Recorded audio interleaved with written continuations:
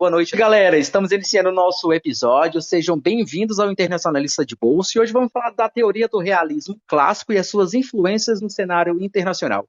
Eu me chamo Michel, comigo está o Eduardo e a Luíne. Boa noite, Eduardo, Luíne. Boa noite, Michel. Boa noite, Luíne. Vamos falar Boa um pouco noite, aí sobre Mich... essa teoria anárquica, né?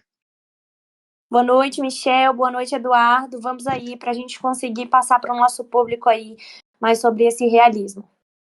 Perfeito, então. Então, para a gente iniciar nosso assunto de hoje, a gente vai falar sobre anarquia internacional, a busca pelo poder, equilíbrio de poder, o interesse nacional, conflitos e competição. Então, eu convido o Eduardo para começar a falar sobre anarquia internacional e a busca pelo poder.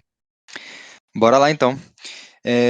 Realismo clássico, primeiro ponto, que a gente tem anarquia internacional.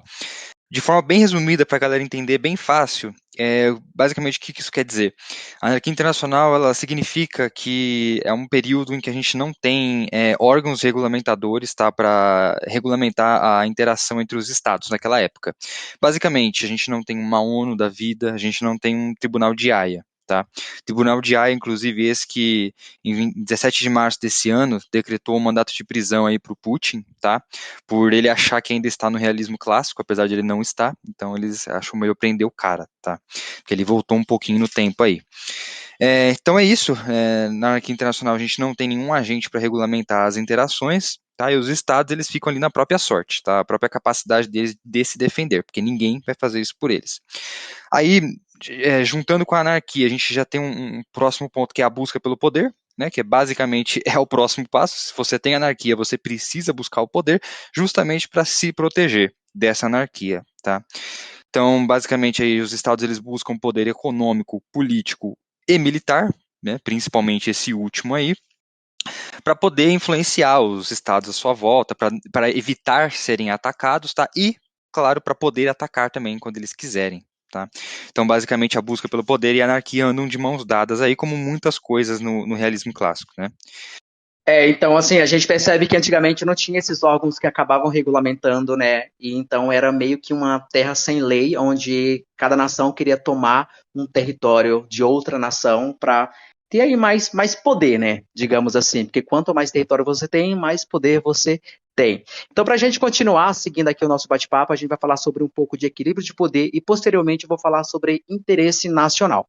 Então, só para frisar aí para os nossos ouvintes, né, que o termo equilíbrio de poder, ou balança de poder, Eduardo, surgiu aí com a assinatura da Paz de Westphalia, devido às guerras dos 30 anos que durou aí, que na verdade que durou de 1618 a 1648 nas duas cidades da Alemanha, chamada de Münster e Onasbruck. Então, só para contextualizar, essa guerra dos 30 anos foi marcada aí por conflitos religiosos, né, entre católicos e protestantes, e durante esse período a Europa já estava bem devastada por conta desses conflitos. Mas a partir aí da assinatura dessa carta de paz, que a gente pode até denominar também como um tratado, né, de paz, já visando aí essa questão do cenário internacional de ter uma ordem mais controlada, né? Então é justamente isso para determinar o fim dos conflitos e instaurar a paz e estabelecer uma nova ordem mundial, visando aí diminuir essa questão de guerras e tantas mortes de pessoas. Então, para esses conflitos religiosos, né, como a gente falou agora, eles meio que acabaram no início, depois dessa carta, dessa assinatura, mas esses conflitos já tinham se expandido por todo o continente, mas já com outra pegada, já era um conflito mais político e também a busca pela expansão de territórios, que é justamente isso que o Eduardo falou, né, de uma nação acabar entrando aí na outra nação para pegar um pouco de território e aumentar a questão do seu poder. A gente pode falar também sobre a questão do realismo clássico em relação aos conflitos de poder, que a partir desses conflitos teve essas inspirações aí de forma que a gente pode até afirmar que poderia ser a forma pelo poder do Estado em manter a reestruturação da ordem mundial, né? Então, já tinha aí esse cenário, né? Essa carta veio para manter essa ordem mundial, para evitar esses conflitos. Tem também o equilíbrio do poder, que a gente pretende, né, falar sobre o conjunto de práticas que envolve, exerce ou intimida o uso da força como o Estado se relaciona no cenário internacional. Né? Como que os Estados eles se relacionam no cenário internacional aí para se manter nesse poder? De forma, às vezes, né, mais soberânica, às vezes de forma mais conflituosa na questão de guerras mesmo cívicas. Então, assim, A gente tem vários estudiosos que eles falaram vários, né, eles fazem várias análises, então a gente tem que frisar que, né, a partir das análises dos estudiosos não tem uma certa nenhuma incorreta, mas eu tenho aqui o Hans Morgenthau, que ele definiu o conflito, o equilíbrio de poder em dois momentos. O primeiro momento ele chamou de equilíbrio de poder de oposição direta, que está ligado diretamente ali pelos interesses de cada país no cenário internacional, né, de preservar a sua independência em relação a outro país. E já a segunda está em relação ao equilíbrio competitivo, né, de como que os estados se relacionam e como eles competem entre si no cenário internacional aí, até às vezes sobre uma nação, de 2 ou 3 nações, por exemplo. A gente vai seguir agora pelo interesse nacional. Tem um pouco do interesse nacional, né, que alguns estudiosos eles acabam marcando, né, principalmente essa necessidade de garantir a sobrevivência do Estado e a permanência como um ator no cenário internacional. E quando a gente fala sobre interesse nacional, alguns estudiosos eles trazem aí alguns pontos que vale a pena a gente falar aqui, que é a relação política, né, que configura a estabilidade política do Estado ali no cenário internacional, a economia, que está ligada diretamente com o crescimento econômico do país, tanto no cenário nacional quanto no cenário internacional, e também aí tem também um fator muito importante, né, no cenário internacional, que é a sociedade, né, que é o social. Como que a sociedade lida com essas questões e também como que esse interesse nacional visa aí trazer o bem-estar para a própria sociedade. Pois é, pessoal, então agora eu vou falar um pouquinho rapidamente aqui, porque o pessoal, meus amigos aí já explicaram, como o Eduardo falou, o realismo ele tem muitos pontos que se ligam, né? Só para a gente não deixar passar em branco sobre o conflito e competições. No cenário internacional não há um rei supremo, né? Como o Eduardo falou, que é a nossa famosa anarquia. Então, por esse motivo, existem muitas competições que são relevantes para cada estado aí, esses atores internacionais, no cenário internacional, para garantir uma visão de respeito, de supremacia, de poder, até de sobrevivência entre esses estados. O Eduardo deu já um adendo sobre uma teoria de John Hayes, que é denominada de dilema da segurança.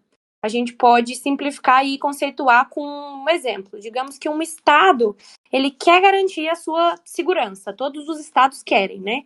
Então, ele basicamente termina influenciando outros estados a ficarem contra ele.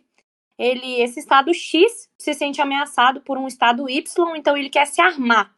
E aí ele vai nesse poder de comprar mais armas e acaba despertando um medo nos rivais, fazendo com que esses outros estados, né, esses estados rivais no cenário internacional, também entrem nessa de comprar arma, de começar essa rivalidade, né? A gente consegue entender, então, para ficar de uma forma bem resumida, que essas competições são as causas desses conflitos. Como não tem nenhum tipo de agência no cenário internacional para acalmar os ânimos, todos os estados querem se manter nesse período, né, bem mais vistos perante esse cenário internacional. Então, com poder bélico, com respeito e com maior território, eles se acham, né, os maiores aí no cenário internacional, então eles competem entre si e acabam criando esses conflitos. Nesses conflitos também é interessante a gente frisar que no realismo clássico, todo estado é por si mesmo. Eles se autoajudam. Cada um luta pelos seus próprios interesses, né? Afinal de contas, o interesse de um estado não é o mesmo interesse do outro. Então, eles lutam nesse cenário internacional e era isso que frisava essas competições e esses conflitos, né? A gente já consegue, então, partir para a parte da conclusão, que, em resumo, né, o realismo clássico é focado nas relações competitivas e conflituosas entre os estados, que são aí os atores do sistema internacional, e a maior preocupação desses estados é garantir a sua própria segurança e também o seu poder, que geralmente eles frisavam mais no poder bélico. Tem todos esses poderes aí que o Eduardo citou, o poder econômico e tudo mais, mas o poder bélico era muito, muito frisado nessa época, né? A preocupação dos estados mesmo era garantir a sua própria segurança. Então, eles agem em nome do interesse nacional, né? Eles lutam para obter o poder tanto bélico quanto econômico, e impor também a sua vontade aí nos estados que são mais fracos, né? No realismo, a gente percebe que não há cooperação entre os estados. Na verdade, pode acontecer que haja, né? A gente tem nas histórias aí algumas pouquíssimas cooperações, mas é visto de forma muito cética e também não é aconselhável, porque se a gente parar para perceber e trazendo para a teoria mesmo do realismo, é como se você estivesse se juntando com um possível inimigo do futuro. Então, eles não viam isso com bons olhos, tá? Eu acho que ficou muito bom, eu acho que a gente conseguiu dissertar bem sobre todos os nossos pontos, e é isso, galera. Vocês querem acrescentar algo? É Eu queria. aquilo, né? Se ninguém vai me proteger e ninguém vai me julgar, eu vou ser o maior de todos para ninguém mexer comigo. Exatamente, Exatamente. e só pro nosso público que está ouvindo a gente está falando de um período bem muito antes, né? Lá no início da década de 1600 e poucos, né? 1640, por exemplo. Então, assim, e antigamente não tinha todo esse controle. E hoje a gente vê que tem todos um controle para manter uma ordem mundial, mas mesmo assim a gente vê, né, vários conflitos aí entre várias nações acontecendo. E se hoje acontece mesmo tendo esses regulamentos no cenário internacional, me imagino como que era antigamente, né? E o que a gente traz um pouco disso, né? Que os estados estão ali para defender seus próprios interesses, né? Para tentar ter o seu poder sobre as outras nações, para ser bem visto, né? Ser bem competitivo. E eu acho que, tipo, mesmo tendo esses regulamentos, a gente sempre vai enfrentar alguns conflitos quando a gente fala sobre cenário internacional. Eduardo, complementa, Perfeito. você quer falar alguma coisa?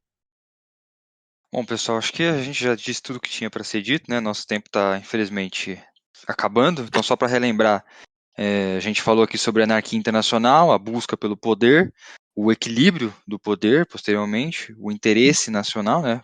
Todo mundo focar em si mesmo, e os conflitos e as competições, né? E as guerras que são geradas aí no realismo clássico. Então, acho que foi um assunto um assunto complexo, mas que dá para resumir bem, né? Porque os pontos eles realmente se encaixam muito bem. E é isso, pessoal. A gente vai finalizar por aqui então, tá? Esse foi o nosso primeiro episódio. Semana que vem a gente volta, né, com outra teoria das relações internacionais. E espero que todo mundo tenha gostado aí. Compartilha nas redes sociais, deixa o like aí pra gente. E é isso, pessoal. Obrigado, viu? Boa noite. Perfeito, galera. Boa noite. Obrigada, hein? Tchau, gente. Muito obrigado. Até o próximo episódio. E não esqueça, de dar o like, compartilha as informações. E a gente espera vocês no próximo episódio, na próxima semana.